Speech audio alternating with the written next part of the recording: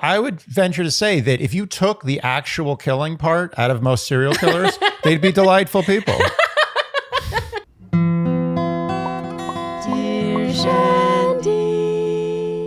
Welcome back to Dear Shandy, listeners. Hello, Andy. Hello. How are you today? Feeling good. Always feeling good when I'm in the red chair. The new red chair, Yes. the new and improved. Mm-hmm. Are you ready to answer some cues? Some cues? Pardon me. I'm ready to A the S out of some cues. Great. All right, this first question is from G, as in the letter. Dear Shandy, you are my favorite podcast. Thank you, G. I started watching your batch recaps because I wanted to suck out as much entertainment as possible out of this TV show. I think what he's thinking about is draining it out.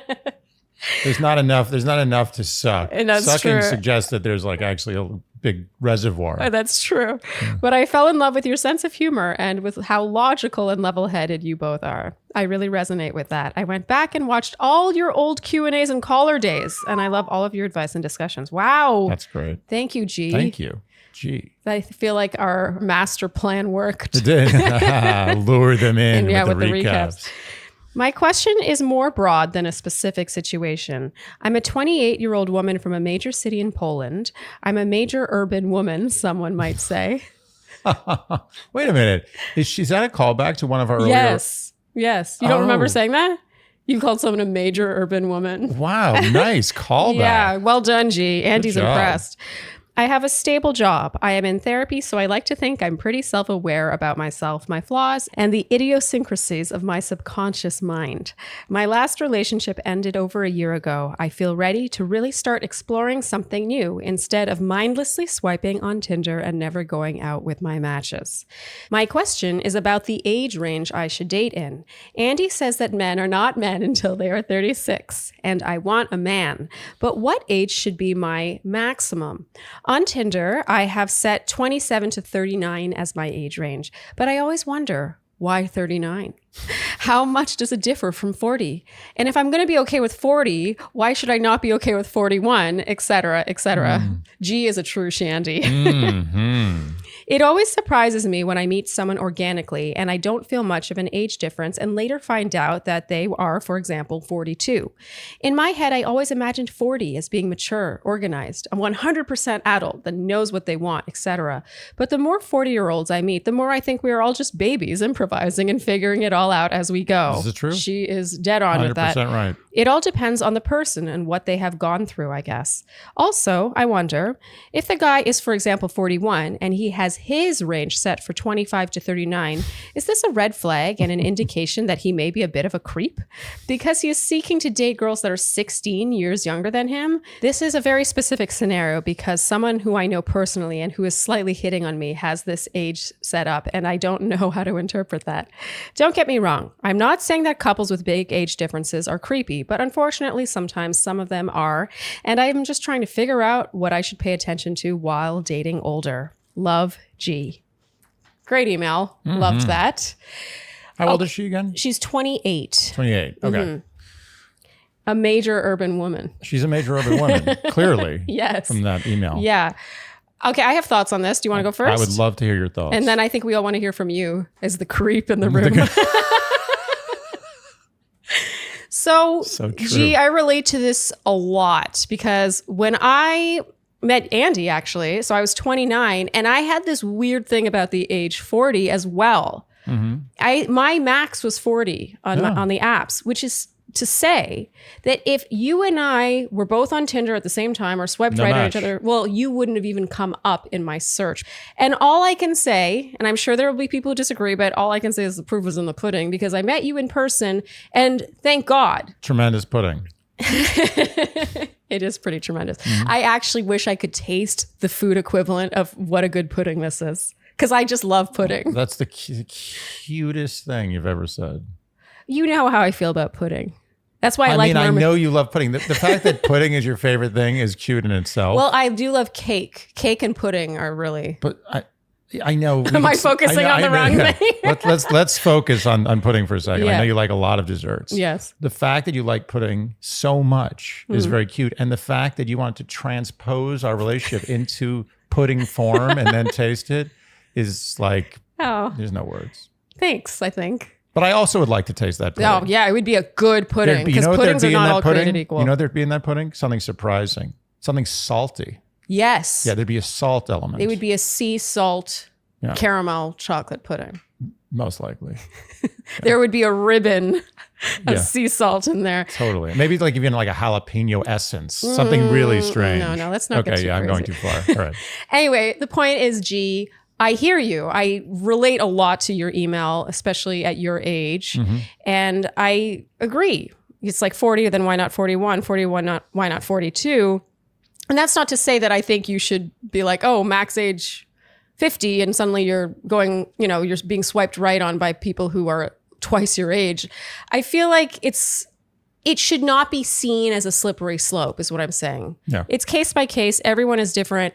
And shortly before I met you, actually, I like to give this as an example. I went on 2 dates with a guy 2 years younger than you. I don't know if you remember this. I do remember this. And I remember thinking, God, this guy just seems old. Yeah. I just remember being like, oh, the way he spoke, the things he said, his perspective on things. I was like, wow, I feel like a generational difference here. Exactly, yeah. And also when I was in Germany, when I was 27, I went on several dates with a 39-year-old. And I remember being like, wow, he just feels kind of old. And that was the reason why I ended it. And then I met you and I felt no difference. So I totally agree with you. I think you're really onto something for your young age. And I think she's right. It's all about the person. And everyone is just, they're just varying degrees of babies just trying to figure it all out. Yeah. I will say this. Wilfred Brimley from Cocoon, the movie. Okay. I don't know it. Actor. I never know any movie references. No, you don't know it, but a lot of people will know what I'm talking about. He did a lot of diabetes commercials. He always said, like, I'm Wilfred Brimley and diabetes is a serious problem. You make it sound like it's a commercial for diabetes. Well, it's a commercial. Yeah, no. Exactly. It's like, you want some diabetes? We got good diabetes. No, but he would say diabetes. Okay. He'd say, like, you got diabetes? I got a solution for you. Yeah, he's a fun. It's just, anyways, a lot of people clowned on Wilfred Brimley. Okay. But anyway, he always looked old. Okay. Always looked old. When he was 40, looked like he was 60. When he was 50, looked like he was 70. Okay. But look at Tom Cruise, just turned 60. Wilfred Brimley, Well, I don't know if you can count Tom Cruise because Tom Cruise, I don't know if he naturally looks as young as he does for his age. Oh, he doesn't. Yeah. God knows what Tom Cruise would look like if he was just like a regular Increasingly, Joe. I feel that way about Hollywood. I'm like, You don't confused. know what. Yeah, no one knows who anyone. Like everyone could be 25 or 80. No one knows anymore. It's true. But my point is that not all older gentlemen are created equal. So it depends, and that's just, I'm just talking about looks for now. But what I'm saying is that you might find a 40-year-old who acts not in a bad way, like a 25-year-old, has a youthful exuberance, likes to try new things, very fit, very, funny, feels like life is a new experience every day, wakes up, everything's great. And you might get a 40-year-old who's like, I'm done. Like, I'm set in my ways. My job. I just want a couple of kids and cars, and I want to peace out at some point. I'm done. Yeah. I've done everything. I'm bored. It's a personality thing. Yeah. It is. So it's not appropriate to set any age limit. However, Up or down. But I will also admit that when I was dating, I was really into not dating younger guys. Other than my high school boyfriend, who was 2 months younger than me, I just never had success with younger men. They always just turned me off and felt juvenile to me. Yeah. I've always been drawn to older guys. Especially when you were young. You were already very young, and then they were really young. They were like real kids. Yeah. And when I was 20, by the way, my boyfriend, who I often reference, he was 28. And at that age, those are big age. That's a big age difference. Huge. So this is coming from someone who has traditionally been drawn to older guys. So I will get that out of the way. That's my disclaimer here. But I don't know. I just feel like age is mostly a number. And it's about the person. Is that cliche to say? I agree. I'll just put one caveat on it. Yeah.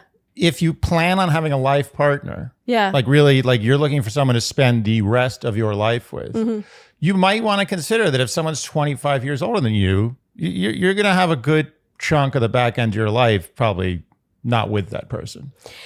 Yes, It's I morbid. don't want to get too much into that because I think that's a discussion for another day. Yeah. And we actually have gotten an email. I'm not answering it in this Q&A, but it is something that I want to mull over. Yeah. There is someone with a 25-year age difference, and that's a huge thing to consider. Yeah. And there are days where I wish you were younger. You know what I mean? I mean, every day I wish that. That's the thing, is no one wishes between the two of us, no one Yeah. wishes Of you all were these younger people. than you. Of course. I wish so much harder than you that I was younger. I wonder if we're even really answering this. I guess this is to say, don't judge a book by its age. And also don't necessarily fully write off a guy who you think is looking to date younger, as long as it's within reason. You know, And it's also just, that's pretty like, it's a very common male. It is. It's not like if you're going to deem every guy who wants to date someone 10 years younger than him a creep, then the world is full of creeps. I mean, you're talking like 60% of now men are now being eliminated from your dating pool. You got to be open-minded. Guys are guys. They generally, on average, like to pursue younger women. It's just the way it's always been. I think this is about picking battles in life. That is so not the battle you want to pick. Spend your energy on finding the person that you connect with instead of focusing on what it means that he wants to date someone 10 years younger than him. That shouldn't be part of it at all. I agree. That's out of the equation. What's in the equation is you just having absolutely no specifications on age, with the huge caveat that you might be out in the cold for the last third of your life. Ooh, God, when you put it like that. So morbid. Terrible. I mean, these are practical considerations, you know? Yeah. You got to think about that. Yeah. I meant for this one to be a light one. Why do you always have to make it so dark, Andy? Sorry. Someone's got to do it.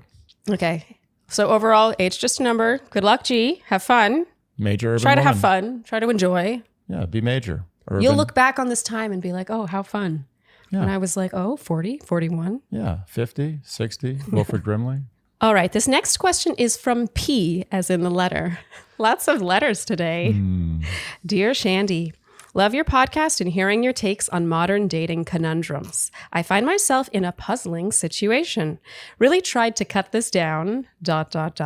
I matched with a guy on Hinge 10 weeks ago. He is 38 and I am 37, live in the same city. He lives close to downtown. I live 20 minutes from him. In brackets, this is relevant. When we first started chatting, he told me he was on his way home, a country on the other side of the globe, to renew his visa, and he was gone 3 weeks. I really doubted we would sustain texting since we had yet to meet, but somehow we did, and a few days after his return, we took my dog for a walk and coffee. On the second date, he told me he was separated and has 2 kids back in his home country, not divorced yet because of the country's lengthy separation period. Surprisingly, I didn't freak out. Fast forward, and we've been dating for 6 weeks since his return, 9 dates total. I have never been more myself than I have been with him, so overall, it's been a good dating period. Some annoyances include different date planning styles and being late when he insists on picking me up. I end up sitting around for up to an hour because the time is always left vague. The weird part is he won't let me come to his place, always my place. And she put in brackets, we are sleeping together. I asked him about this and he said he doesn't have anything in his apartment but a bed and desk, and I would judge. He moved to the city 9 months ago post-separation. I get living like he is still in transit. He has been through many big changes. I reassured him I wouldn't judge, but I accept his boundary for now. That was about 3 weeks in. Since then, I have asked to meet directly at venues or park my car at his place, and then we carpool or Uber to our destination, assuring him I won't go in his apartment. But he insists on meeting me somewhere close to me or driving 20 minutes out to pick me up and then drive back downtown, then back again to drop me off. To me, this makes no sense. He has no social media, and I've only been able to verify his job via LinkedIn. If he feels I'm so judgy, then why date someone like that? Does he have a secret family? A hoarder? And why not let me park my car outside his building for logistical reasons and simply not go in his apartment? Or just agree to meeting at the venue versus insisting on picking me up? Perhaps so he can come over after for sex? Is this weird, or is it chivalrous to pick someone up and I should appreciate this gem of an act? His marriage was 15 years, so he has been open about his confusion with modern dating. Is this a red flag that warrants letting go an otherwise enjoyable dating relationship? Taking deep breaths to calm down. P. I smell a rat. Do you? I do. It's funny, but the first time I read this and put it in the Q&A folder, I was like, oh, it's fine. He's just like embarrassed by his apartment. Yeah. And then this on second read, I'm like, Is he? I think there's a very easy answer to this. Okay. It's not necessarily an easy outcome, Yeah. but you absolutely, positively must put your foot down. You are coming over to his place. Yeah. Period. 9 dates. She's right. If the reason is just that she would judge, it's probably a very like unstylish or just sort of sad apartment, or it's filthy or something. But she's right. If she was so judgmental, then why would he be with someone like that? Like, he's got to be so ashamed of his apartment if that is what it is. It just doesn't really add up.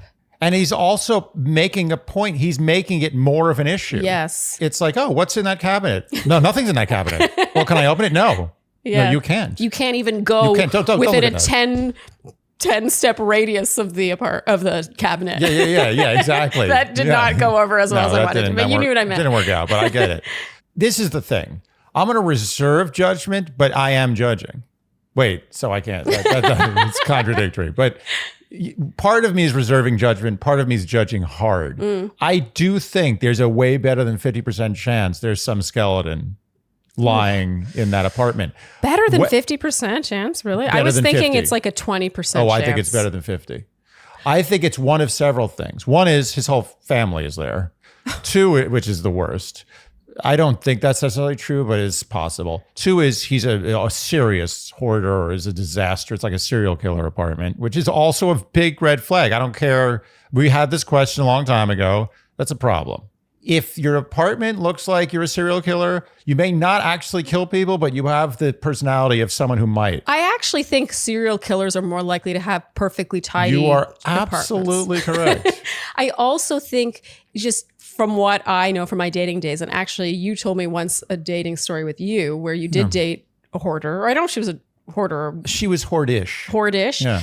I actually think that they tend to not be as self-conscious about their spaces as you would expect them to be. You're right. As a matter of fact, I would venture to say that if you took the actual killing part out of most serial killers, they'd be delightful people. They're neat and tidy. Yeah. Yeah, they're charismatic. Yeah. You know, they do tend to be magnetic and draw charismatic. You in. Yeah, no, it's true. It's true. So my point is this. I don't know what it is, whatever dirty secret is in his apartment. It might just be that his apartment literally is just not that flattering. Yeah. It's like he doesn't have a good sense of decor. Mm-hmm. It's sparse. Yeah. And it looks like he's going to college.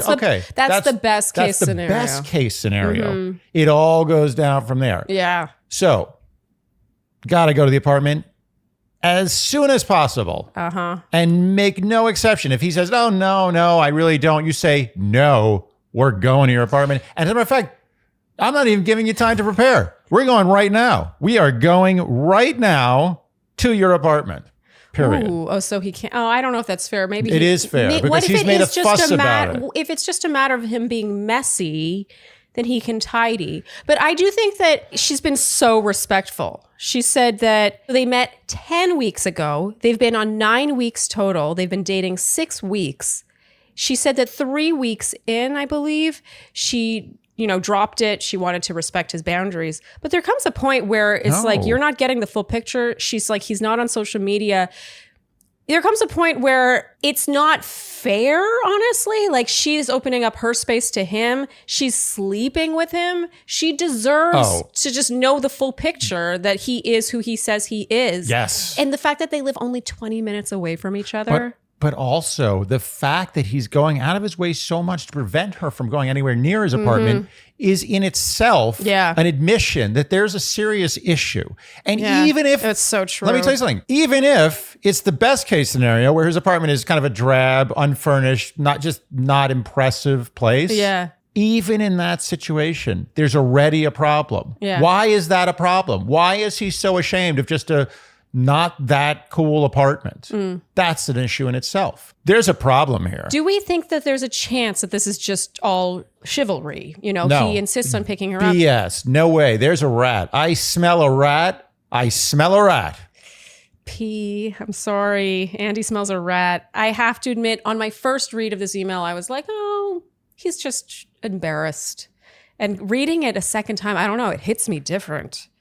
Okay, so our advice to P is as soon as possible. Foot down. And I think you can honestly be totally honest.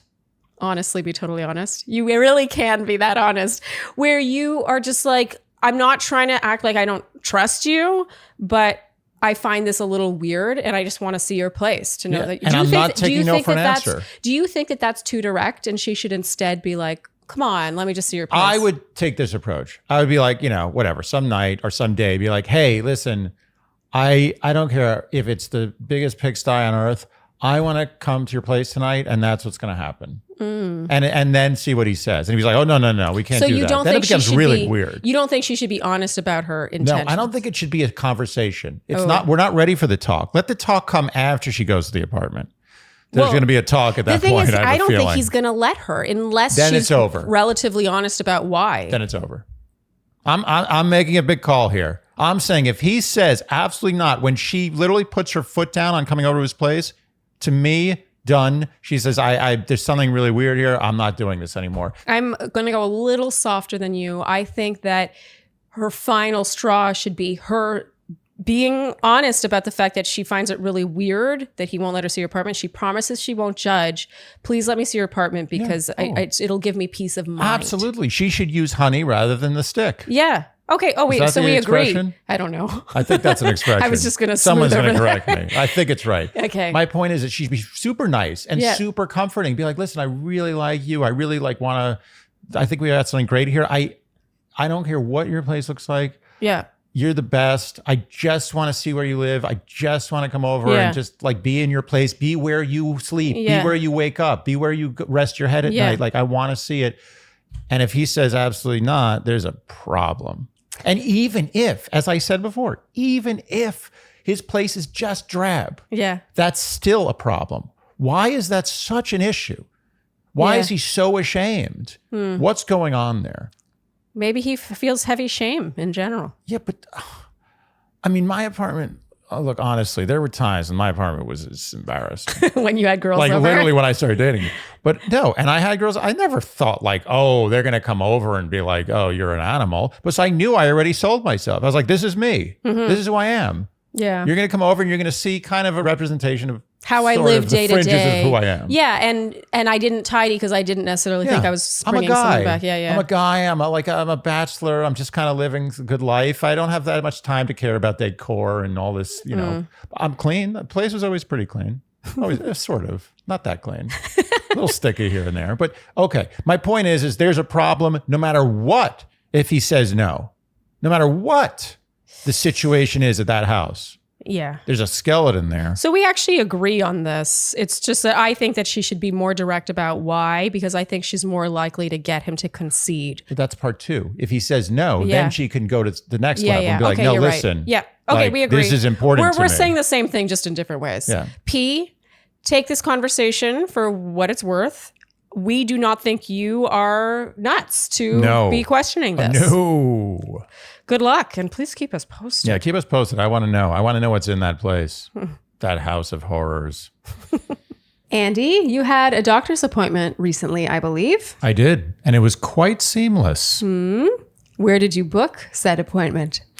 I booked said appointment on ZocDoc. And it took me about 1/5 to 1/10 the time that it ordinarily takes. Yes. Did you already know this doctor, or did you find this doctor on ZocDoc? I found it on ZocDoc. The doctor is now an it. And I booked it Yeah. on ZocDoc. And did the doctor take your insurance and you were able to see that on ZocDoc? Well, it's interesting you ask because ZocDoc told me it took my insurance. So let me get this straight. On ZocDoc, you were able to find a doctor that fit your needs. Mm-hmm. You were able to see if it accepted your insurance right there within the app. Yep. And then 3, you were able to book an appointment with it without leaving or needing to call the actual doctor's office. Yep. Never spoke to it or its assistant. Just the way Its I like office in general. Wow. And I have to say, as someone who has off the beaten path health insurance in this country, It's a nice word for it. I have insurance that is not standard.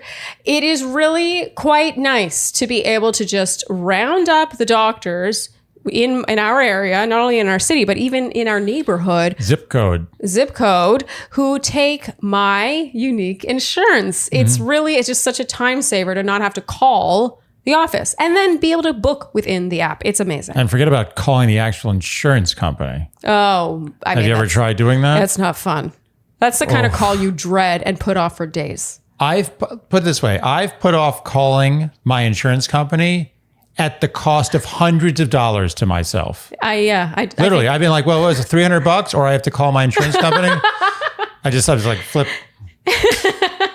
All right, I'm not doing it. No, it's true. I mean, time is money, and sometimes you're on the phone for hours and you're kind of like, I'd rather pay this problem away. It is that annoying. How nice is it to know without having to talk to a person or waiting on hold, listening to terrible music, whether or not it takes your insurance. Amazing. ZocDoc is a free app that shows you doctors who are patient reviewed, take your insurance, and are available when you need them. Go to ZocDoc.com/Shandy and download the ZocDoc app for free. Then start your search for a top-rated doctor today. Many are available within 24 hours. That's ZocDoc.com/Shandy. ZocDoc.com/Shandy. This next question is from C, as in the letter. That could be several things, see. It's true. Several things. It Can worked. you name all the things that C No, could be? it worked to use a letter. It did. Dear Shandy, your pod is my very favorite and has done so much for me as an avid listener, bringing the humor and joy alongside thought-provoking and perspective-expanding ideas. Ooh. My goodness, C. Thank you. Wow. Thank you. Thank you, first off, for all of it. You are both so delightful. My question is undeniably gross, but I have got to think it is not unique to me, and I am so curious about your takes. I'm excited for this one. My boyfriend, 28 male, and who I will refer to as Gaston, or G if you prefer. Gaston. And I, 34F, female. I'm so used to saying letters that I'm like 34F.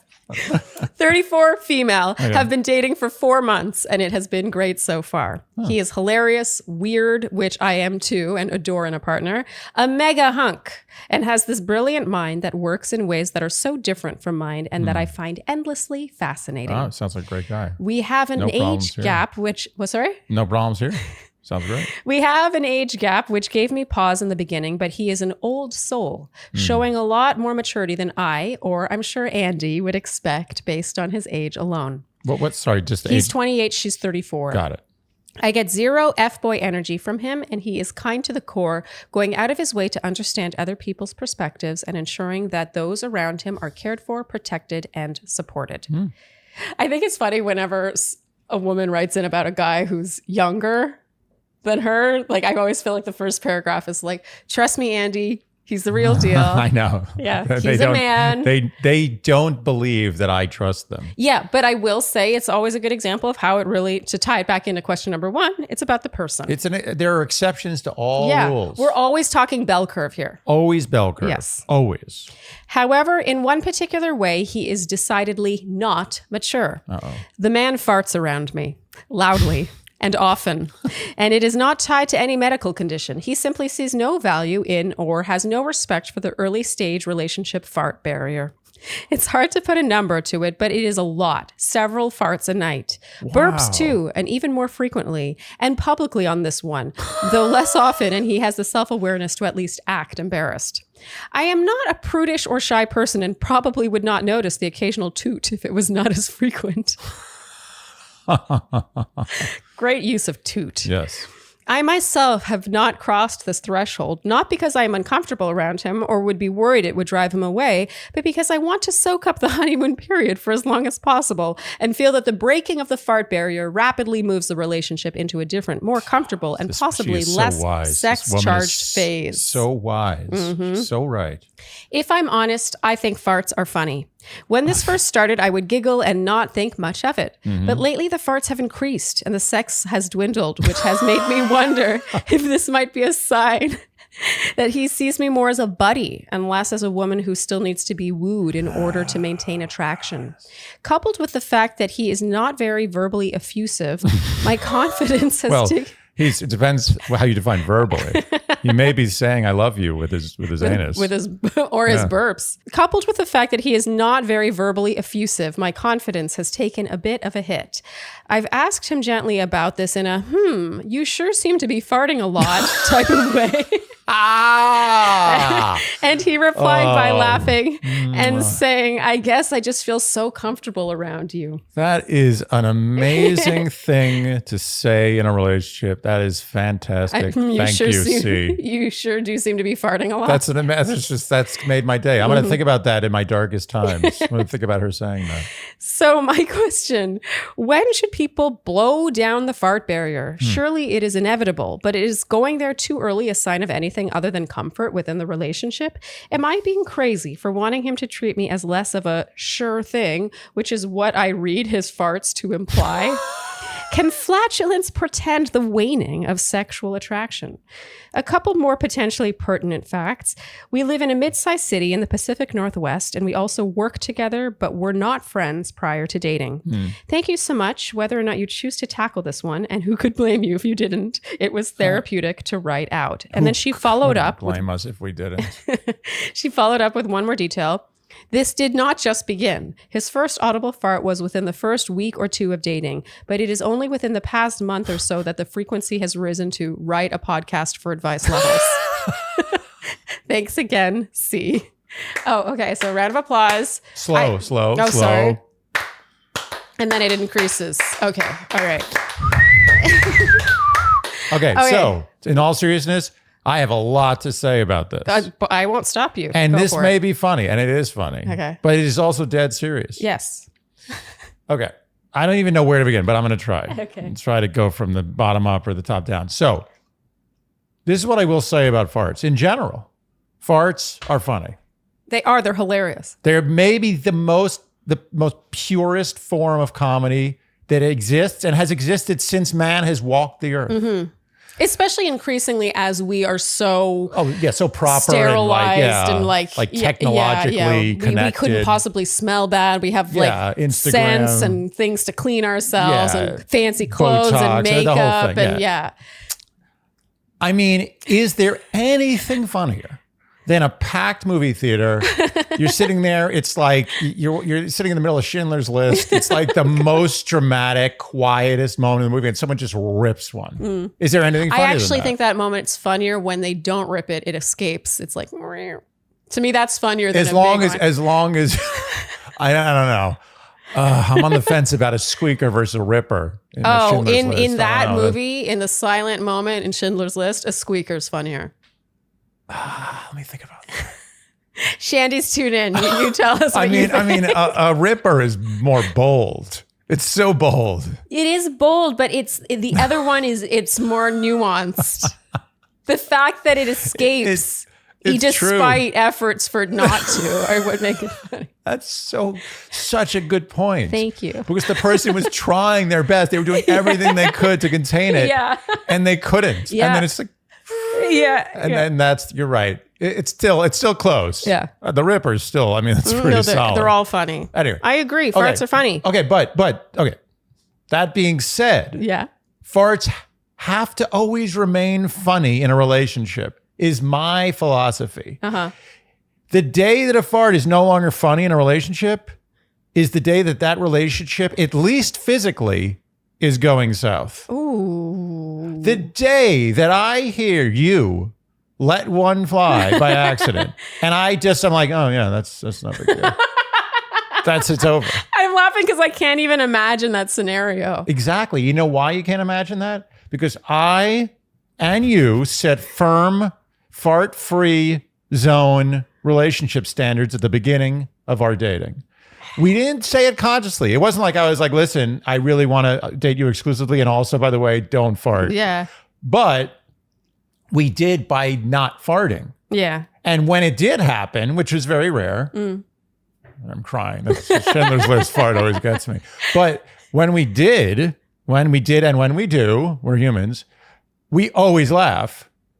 Yeah. Always. Oh, It's you and never, me? Oh my God. Yeah, it's never like, you let one, I'm like, you're like this. You're like, oh, excuse me. God forbid. If we ever get to the point where you let one fly and you say, excuse me, without any comedy, I may kill us. I may be murder-suicide. I may kill us both. There was a very funny one fairly recently. Can I tell it? Yeah. When we were on the cruise.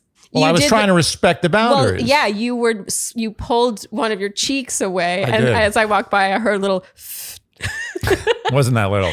I miscalculated. Yeah, you didn't realize what direction I was going in, and the fact that the could still be heard, and the fact that I could see your hand behind you. But we had a really big laugh over it. It's hilarious, and I have always prided myself on knowing before it comes out what the character of the fart's going to be. Yeah. I know how loud it's going to be, and I know if it's going to have other problems. So what you're saying is you think the fact that these farts have gotten more and more comfortable, to use his word, and have been increasing, that there is a direct correlation to the fact that the sex has also been dwindling. Oh, is it not possible that they've just been dating long enough and sex is going to dwindle? I have a lot more to say about this. Okay, I haven't even gotten started. Okay. So there's another issue here. Okay. There's opposing forces. Uh-huh. The fact that he is letting them rip left, right, and center without even acknowledging, that's another thing. When you don't acknowledge it, when you just let one rip in a relationship and you don't acknowledge it, a new relationship, that's a bold move. Yeah. But it does show an extreme level of comfort. And look, this guy obviously is extremely fart forward. There's no question about it. This guy just... For a week in, for it to just happen without... Yeah, he's like, farting to him is like breathing. He doesn't get... It's not a big deal, which upsets me because he should respect it more. It should be treated like going out to a fine dinner, a Michelin dinner. Yes. It's a delicacy. Yeah. But this guy's so comfortable with her that he just lets him fly constantly. Yeah. And that is a testament to the relationship in itself from his perspective. Yes. He's It's so a compliment. comfortable. It's like, he's like, oh, that's so sweet. It's like, I'm like family. Like, you don't care. So you don't think it's a reflection of his age? Let's not talk about age. That's irrelevant. But yes, it might be. How old is he again? He's 28. I can't help but wonder if he were 38, if he was... No. If you're... No. So you think it means nothing? No, it doesn't with maturity. I was a no relationship farter at 18. Okay. It doesn't change. Okay. If anything, it might get more loose as you get older, but you're just like, fuck it, I don't care anymore. And it also gets harder to hold in. Exactly. Yeah, you're just like, I can't do this anymore. I'm gonna just keep. It's not happening. The floodgates are gonna open here. Okay. But that's the positive side. Yeah. This guy clearly feels comfortable with her. Yeah. The question is, does he feel that comfortable with everybody? Is he like in a conference room during work and just ripping? Like, That's does this hard to guy imagine. just not respect farts? I don't think so. Yeah. I think it has to do with her. I think he's just like, this is what he does when he's comfortable. So she should take it as a compliment. She should take that as a compliment. However, the fact that their relationship has been robbed of the comedy of farts and has been injected with the disgustingness and the obtrusiveness of farts is a problem. Farts should be very infrequent and unexpected and always funny. Always. The squeakers, the rippers, everything. Silent farts never funny. Let's be honest. Okay, that's Silent the one killers. fart. The one fart, not funny. On the one hand, you should be happy that he's comfortable with you. On the other hand, I think you might want to say farts are funny. Have some respect. Respect the Have fart. some respect. This might have to be a sit-down talk. Respect the fart. Respect the fart. Thank you. Okay, so wait, we're still not tying this into sex. Oh, I wasn't. There's so much to unpack here. okay. I was getting to that. Thank you. I've Thank you. been waiting. Thank you. One of the main reasons why I have always had a no fart policy in relationships, and when I say no fart, obviously there's farts, but they have to be funny. Yeah. And they're infrequent. They are. They're always I acknowledged as can funny. confirm that they are infrequent. I have never once, ever, since I've dated women, ever let one girl or woman get away with a single One girl fart. or woman. Well, that's because it's been such a range. But like since I was like 17 to my age now, Okay. no one has ever gotten away with anything. Not the tiniest squeaker. With you? No. Oh, like you laugh. I have made a comment. I have said, "Oh, what do we got here?" Oh, it doesn't matter what it is. Some true. peanut gallery comment. No one gets away with it in this household ever. What about with yourself? And I expect it to be acknowledged Yeah. unless I get away with it. Yeah. Which sometimes I think I can get away No, with you it. almost never do with me. Yeah, you're I good. have my ears are You too got me. good. But I've gotten away with some. I try to get away with them. I get away with about it. 10% of them. Really?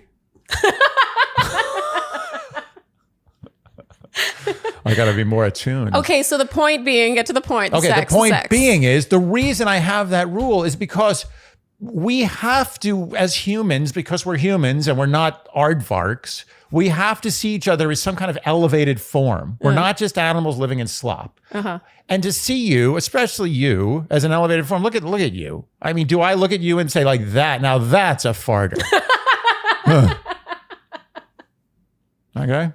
And I don't ever want to look at you and think that's a fart. I do want to look at you and say that's someone who once in a blue moon will fart and it will be hilarious. I like that. I can still sexualize you in every way. But if you're just left, right, and center, dropping, ripping, just tearing in, I slowly start seeing you as a little bit of an animal. It starts becoming disgusting. It starts becoming unappealing sexually.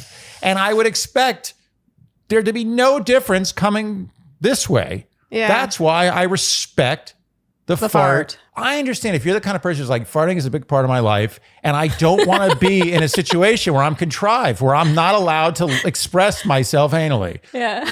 Okay? I respect that. Yeah. But that should be something that's discussed. Explain, listen, I have a lot of gas, and I just feel so much more comfortable being able to just let it go without any issues, without comments, without embarrassment. And I want the same for you. It doesn't bother me. Like, let's just have a complete free-for-all with farting so we don't have to think about it. That's fine. But you may, as the other person in that relationship, not be able to ever fully get over the physical turnoff of that arrangement. Okay, so I know people who, when we did disclose in an earlier Q&A that we don't fart or burp with abandon around each other, that people were kind of surprised. You know, we've been together for a while and we still sort of have that air of watching it around each other. And what I don't know is those couples who do fart and burp with abandon around each other, how active their sex lives are. So I don't know if there's a correlation or not. And I think that there is something kind of lovely about being so comfortable around each other that maybe you do lose some respect for the fart. But I will say that all of my relationships have been kind of like this. Like, I don't really want to be with someone who just is farting constantly. Who does? It's not funny anymore. It then becomes a problem. It's like, especially if they smell. We're not talking about smell. no. We're not talking about smell. We already enough. established that most of the smelly ones are silent anyway. So silent fart's not funny. No, I don't think the volume of a fart indicates whether or not it's going to smell bad. I would disagree slightly, but okay. Yeah, generally I think the more volume, the safer you are in the smell department. Okay. But it's not always the case. No. Not always the case. No. Okay, so what's the point? The point is that even in those relationships where it's a free for all, I think there'd be a better physical relationship if it was toned down a bit. So your point is that you think that C is in the right, that the sex is dwindling because of how comfortable. And even if how could she be in the wrong? She's the one who's in the dwindling. She's dwindling. She said that it has recently risen to right into a podcast. You do not want to ever be in a relationship where it's right into podcast level farting. You can't. Okay. It's not sustainable sexually. Well, I think people might argue it's not sustainable to not just fart in front of each other. There's ways you can just do go to this. a Is not that difficult. My life is not impeded by the fact that I'm not constantly tearing in every day. I think that's a key thing to mention here is that for the people who do think that this is a level of formality we still keep with each other, it costs me almost nothing to go upstairs when I have an issue. Yeah. And if occasionally one slips out, it's funny. We have a good laugh occasionally. Okay, so what should she do? I think she should say to him, look, I respect the comedy of farts and I want to bring the funniness back. And to do that, you're going to have to tone it down because it's getting gross. and it's turning me off. And I want to laugh at your farts. I don't want to be grossed out by them. It's not going to get better. I think I'm going to cop out of answering this one because I don't feel confident enough to agree or disagree with you wholeheartedly. I can agree with you in the sense that that works for us. But I don't want to be like, oh, therefore no couples should fart with abandon in front of each other, because who am I to say that bothers you to the point where you won't be attracted to the person anymore? We're talking about the bell curve. There are obviously some fringe partners that not only can have a perfectly amazing sexual life while farting constantly, some might even be turned on by it. They're like, I know for a fact, there are like fetish videos of girls farting on cakes. That at least that used to be a thing. I'm not kidding. Go Google it. You laugh. You don't think I just wasn't expecting cakes to be the thing that sentence ended with. Women farting on cakes is a thing. Okay. I know you think I'm talking shit, but no, I'm not. I don't. You know what? I do not think you're talking shit. I fully believe that exists. Okay. I mean, you have a lot more to say about this than I do, so I think we'll just leave it there. Yeah. Okay. C, good luck with that incredibly awkward conversation. I will make one request, if C doesn't mind. I would like you to secretly record that conversation and send it to us. All right. Good luck, C. This next question is from Caroline. Oh, a person. A name, a full name. Wow. Dear Shandy, I'm curious to know what you think about a woman accompanying her partner engagement ring shopping prior to an actual proposal. My boyfriend and I, 29 and 30, have been together for over 11 years. We have long discussed that we'd like to get married and have recently decided that we are both finally ready to become engaged. When the topic of shopping for an engagement ring came up, my boyfriend asked me if I wanted to go with him to pick out the ring, and I'm not sure whether I should say yes or not. The practical benefits here are tempting. I am not a big jewelry person, so trying on a few options to figure out what styles I like makes sense to me. It also seems like a wiser financial decision since I know there can be issues with getting your money back on a return in the event my partner were to pick out something truly horrible. However, I do have some reservations about joining what I had always thought would be a solo shopping trip. Is it common for couples to go ring shopping together before getting engaged? And if so, how do you make the experience feel romantic and not like you're spoiling your own surprise? Or do you think that picking out a ring is best left solely to the person proposing, even when an engagement has already been discussed, and that I should send my partner off to the jewelers alone? Thank you so much for your time considering my question and for continuing to produce such a down-to-earth, informative, and compelling podcast. Aww. I have learned and laughed a lot from listening in. Thank you. Take care, Caroline. I have a strong opinion on this. I know you do. Go, let her rip. And resist a fart joke. And let her rip. I was thinking of a fart joke. Wow, you really know me. Regardless of how terrible his taste is, or how clueless he is, the man's gotta pick the ring and it's gotta be done in secret. I disagree. So why do you think that? They've openly discussed getting engaged to each other. They've been together for 11 years. Nope. He can surprise her with how he proposes. Sacred. No. The engagement ring is sacred. No, it's not. And I stand by that. It's something invented by a diamond company. I don't care. It is a representation of the act of proposing. Okay. I think Caroline, don't listen to Andy. Sorry, I'm overriding your answer. Right. Here's the thing. Tons of couples do this. They've openly discussed the fact that they are getting engaged. Get the ring.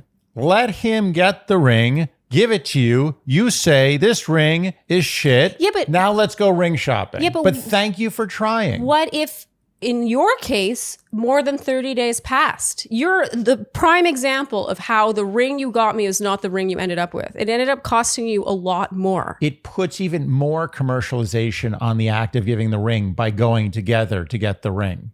Maybe I'm going to give you a $50 ring. It doesn't matter because I love you. It doesn't matter. I'm getting you just a stupid ring. It's plastic. Yeah. Who cares? It's my thing. I've decided I'm on my own as a man. I've said, I want to marry this woman and I'm going to get this ring and give it to her. It has nothing to do with cost. If the woman comes with him to go ring shopping, then it becomes a very commercialized thing. It's like, oh, let's go find a beautiful piece of jewelry that we're going to spend a lot of money on together for me because you want to marry me. No, that's not the way it's done. It's no different than if the day or the night, I actually lost my virginity in the day. I remember. Really? Yeah, in the day. Wait. I'm a real iconoclast. How old were you? I've never mentioned it to you. You were 19? I was 19. I was late. Oh, see, I remember. I was late. I didn't realize it was during the day, like broad during daylight. The day, yeah. I couldn't wait till the night. It was done. I've waited too long already. But my point, I have a point here. It would be like, and by the way, I was terrible. Okay. Terrible. I mean, I know. As you should be. Even in the moment, I was like, wow, this is a terrible session I'm putting in. But that's what every man has to go through. He has to go through the mortification of losing his virginity and giving the worst session to a woman possible. It would be as if I was like, oh, I have a feeling that I'm about to have sex with you for the first time. I have a coach here. It's my friend Jim, and he's going to come in and he's going to show me how to do this right, step by step. If you don't mind, he's just going to step back. Okay, so you're equating that getting coached on having sex for the first time with having your hand held buying a ring for your partner. Do the things in life with a woman that are romantic that you may fail at and fail. Period. Done. No. Ring. You know what? If you're going to go ring shopping together for the ring, don't have a ring at all. Just don't have a ring. I got to give you points for such a compelling argument. Thank you. Not compelling enough to change my mind. I figured. But nonetheless compelling, and I'm impressed. And I'm Thank sure you. that some people will be pulled over to your side. I think the proposal is more so that, and the ring is just like symbolic. Part and parcel. And because it is of such high value. The proposal is totally spoiled by the ring shopping. The proposal it is doesn't now, have to be. It doesn't have to be. Oh, you're going ring shopping, but I'm not going to propose to you. We're just shopping for a nice ring for you, but it looks like you need a nice ring. Come on. It's all spoiled. You fully surprised me, and I knew you had a ring. How do you know I had a ring? I told you. We talked about this in the proposal episode. Oh, you snuck into my suitcase. Well, I saw an empty ring box. Oh, that's right. You saw the ring. Yeah. But that's a freakish... I didn't see the ring. I saw the box. Yeah, but that's completely fringe. It's not super different. That's weird. To know a ring is coming, I may not know exactly what it looks like, but I knew a ring was coming. You still managed to surprise me. Yeah, but you know what? I bet for a moment when you saw that ring, you had a rush. You're like, wow, he went and got a ring. I did have that rush. Yes, you did. Oh, you did. You're using that to add to your stack of arguments? Yep. Here's the thing. When you proposed, what I was wooed by was the proposal. It wasn't the ring. In fact, the ring, I would argue, was wooed? The ring you got me was the damper on the proposal because I was like, I love everything about this moment except the ring. That's the beauty of it. The ring I got you sucked. And then we went ring shopping after the deed was done. And you had a magical proposal. It was a good proposal. It was a great proposal. It's a good proposal. I'll link out the episode here. If we had gone ring shopping before that proposal, how good would that proposal have been? Done. Don't even answer it because you lose. You lose. The difference is, this is a crucial difference that you're glossing over, is the fact that we never discussed getting engaged. And you never should. You should just drop it. They've been together 11 years. And doesn't matter. You just drop it. No, this is coulda, woulda, shoulda. They've openly discussed wanting to get married one day multiple times in their 11-year relationship. That ship has sailed. All the more reason to create magic while there's still some hope left. Okay. I think here is a lovely compromise. Caroline, I think that you should tell him what you'd like give him guidelines. Like, I would love a round cut or an emerald or an emerald cut or an emerald. I don't know. Emerald cut. Maybe I don't want a diamond. Maybe I want something else. And just give him bare bones. And then you can still be surprised. Well, that's fine, I guess. That's fine. Or do you think that that's just... That's fine. It's not great. I think it should be done. He should, in a perfect world, know her so well after 11 years. On. He should know her so well after 11 years that he should know probably in the general neighborhood what type of ring she wants. And if he gets it wrong... Just like you knew what I screwed wanted. up. I completely screwed up.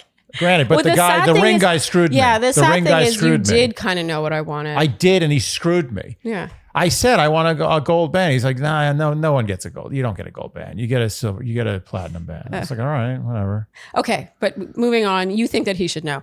Okay, so we're going to disagree on this one. We disagree. I think that the entire concept of a ring is already so commercialized and hallmarky that the romance isn't about that. They don't get a ring. Just propose without a ring. Oh, come on. She wants a ring. They want a ring. They can have a ring, whatever. You're making, it's like you're picking and choosing where you want to put stock on this. Like, I let her have a ring and get a ring she wants, and then he can really surprise her with when it happens, how it happens. All right. Well, you know what it's like? It's literally like, maybe like, I really, really, really, really want this Tonka truck for Christmas. And my mommy.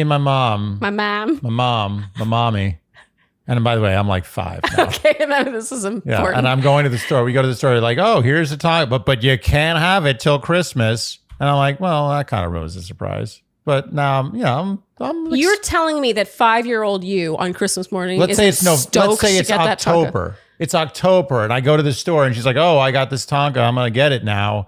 And you got to wait till Christmas. All I'm going to be is annoyed. I'm just going to be like, ugh. Are you kidding? It's going to lose all its value. No, I disagree. 5-year-old you would be like, I cannot wait till Christmas. I get to open the Tonka truck. I'm so excited. And it'll make you savor it more because you had to wait for it. You might be right, but all this does is prove that my analogy was bad.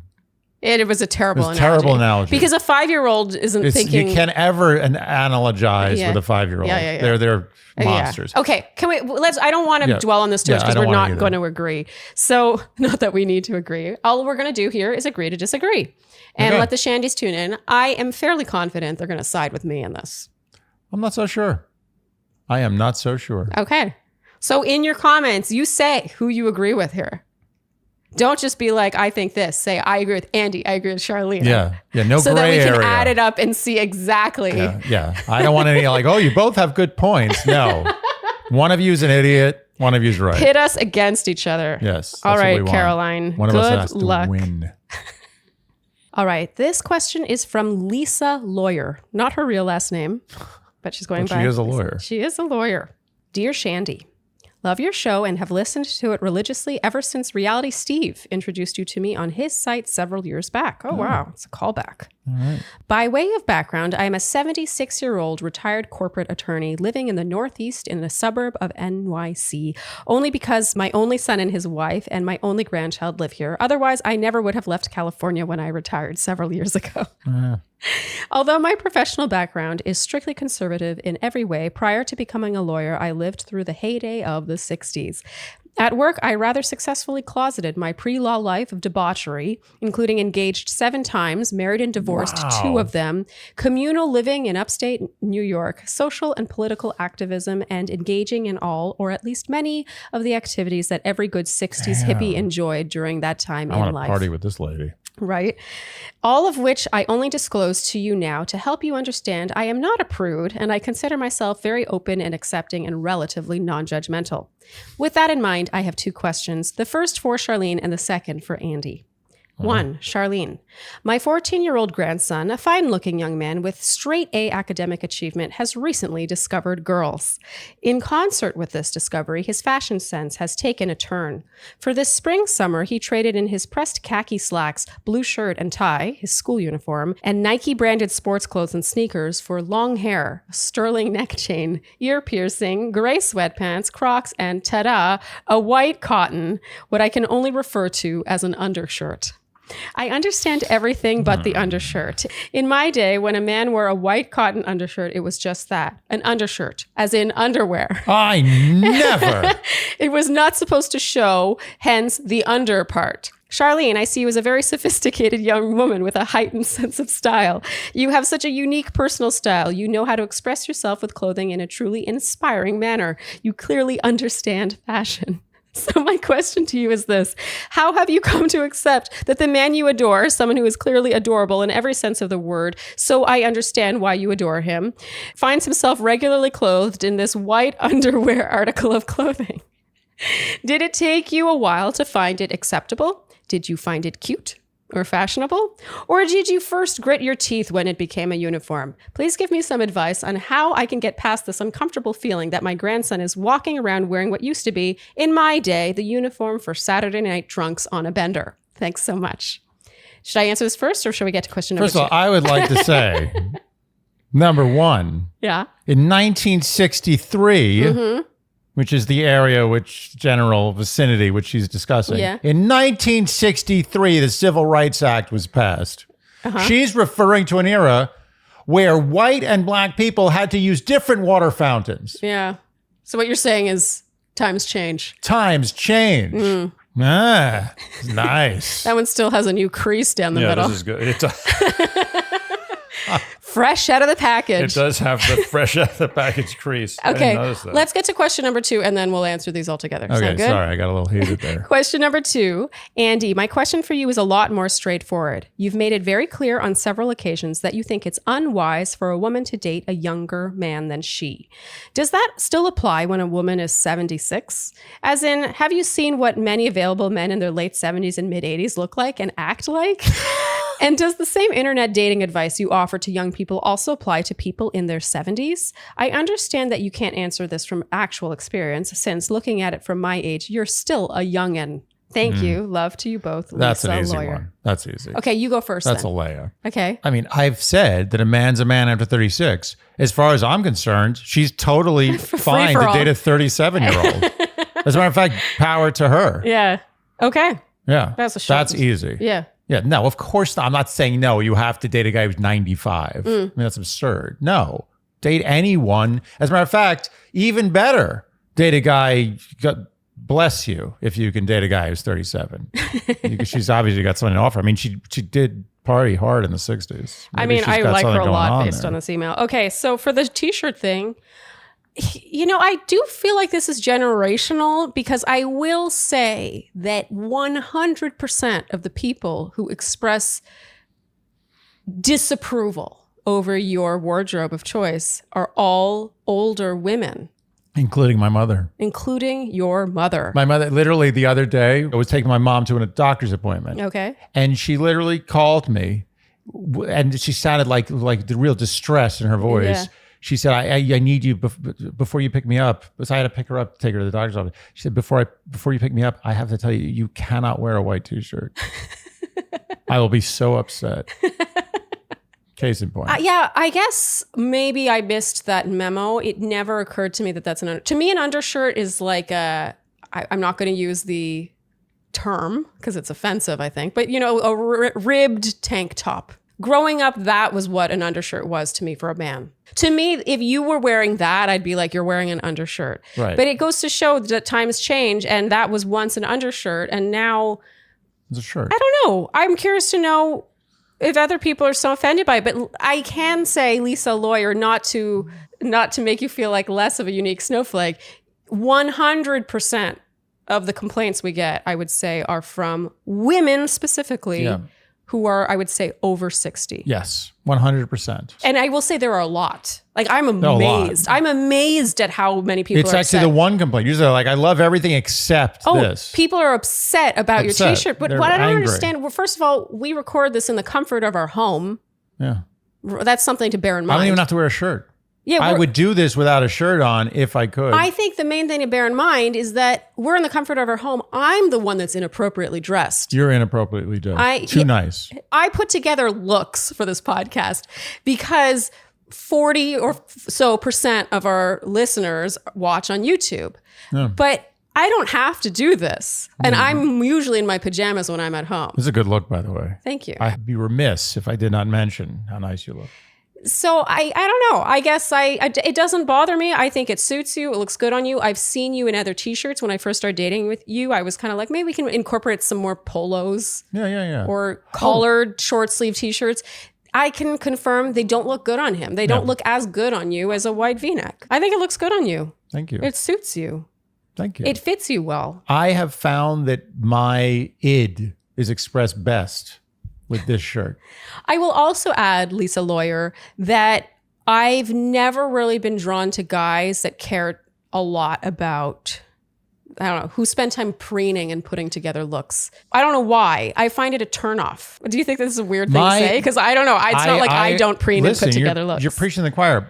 One of my statements in wearing this shirt all the time is saying that I am not going to show you anything physically. I'm just going to show it to you. With your personality. Yes. That's also why you don't wear any jewelry. No jewelry, no tattoos. No piercings. No good fashion. Just look like crap all the time. It's only personality.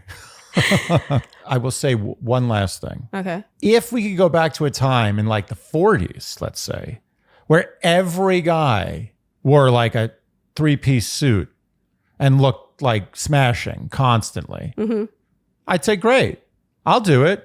If everyone was wearing a 3-piece suit, I'd say, you know what, I'm going to do it, even though it's a pain in the ass, because it looks fucking cool. But that's not the world we live in. No. Sorry. No. People have gotten really, really sloppy. Yeah. I notice it when you go to like the opera or something. I'm like, wow, there was a time when people dressed up to go to the opera, and now people will be wearing tuxedos. Now it's like people are wearing like Crocs. Yeah, it's like borderline sweats at the opera. Ridiculous. So I would more so blame the times. And by the way, I do not wear white V-necks at the opera. No, I respect the opera. I would not let you. Okay. But yeah, Elisa Lawyer, rest assured that no one hates Andy's white V-necks more than Andy's mother. And I will not reveal her age, but she is slightly senior to you. All right, Andy, I think that's a wrap for this Q&A. Yeah. Feeling good? Yeah. Good variety? Yeah, I liked it. A lot of good questions. It's amazing to me how we still have totally new questions. I know. It's endless. And we didn't even use all the ones that I wanted to get to today. The human animal. There's an endless number of problems in every department. What a great note to end on. Yeah. If you enjoyed what you heard today, you know what we will ask of you, and that is to like, subscribe, hit the notification bell, follow us on Instagram, tell your friends, leave us Apple and Spotify podcast ratings and reviews. Oh, also follow us on TikTok. No. Very important. Leave us reviews. Actually, the reviews is really important. I want to take a moment to talk about that, even though probably by now most of you have tuned out, which just shows how bad I am at this. I should have said this at the top. But we appreciate so much your nice comments. God, my grammar today. We so appreciate your nice comments and emails, and oftentimes they're in comment form. If you could copy and paste those lovely comments and turn them into reviews, it would really help us grow. Yeah. We do not market at all. So we rely on you guys. Yeah. And you guys are dropping the ball. Anyway, do all the things you would do to support a podcast that you enjoy. If you want to keep listening to Dear Shandy, copy and paste your nice comment and turn it into a 5-star review. It'll make a big difference for us. It will. Okay. After that plea, thank you so much for tuning in, and we'll see you next time on Dear Shandy. Bye-bye. Dear Shandy.